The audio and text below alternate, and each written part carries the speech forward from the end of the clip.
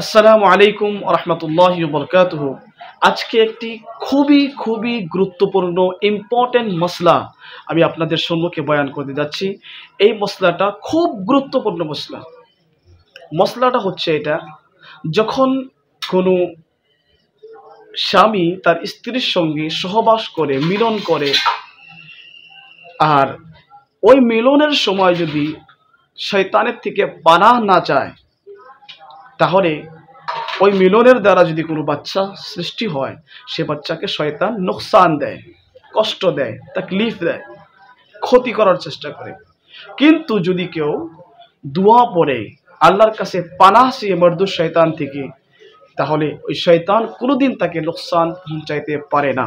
সুতরাং হযরত ইবনে আব্বাস রাদিয়াল্লাহু তাআলা আনহু তিনি বলেন, আল্লাহ রাসূল সাল্লাল্লাহু আলাইহি ওয়াসাল্লাম তিনি বলেছেন, ইদা আতা আহাদুকুম, যখন তোমাদের ভিতর থেকে কোনো মানুষ তার স্ত্রীর সঙ্গে মিলন করার জন্য আসবে, আর তখন সে এই দোয়াটা পড়বে, বিসমিল্লাহি বিসমিল্লাহি জান্নিবিশ শাইতানা জান্নিবনা শাইতানা ওয়া জান্নিবিশ শাইতানা মা রাযাকতানা।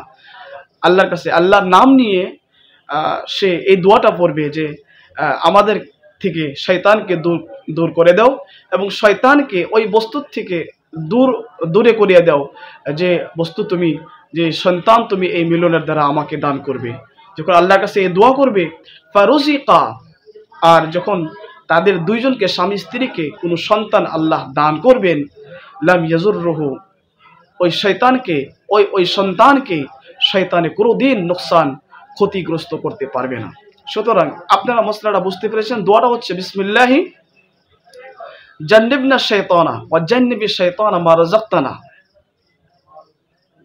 দোয়াটা হচ্ছে, ভালো করে শুনে রাখবেন, বিসমিল্লাহি জান্নিবনা শাইতানা ওয়া জান্নিবিশ শাইতানা মা রাযাকতানা। আল্লাহর নাম নিয়ে শুরু করছি, আর আল্লাহ আমাদের কাছ থেকে শয়তানকে দূরে রাখো।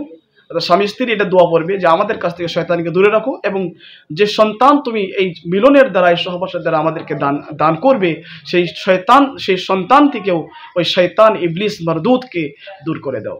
হাদিস শরীফে এসেছে যে লাম ইয়াজুররুহু আশ-শাইতান, শয়তান ওই বাচ্চাকে কোনোদিন নোকসান পৌঁছাতে পারবে না।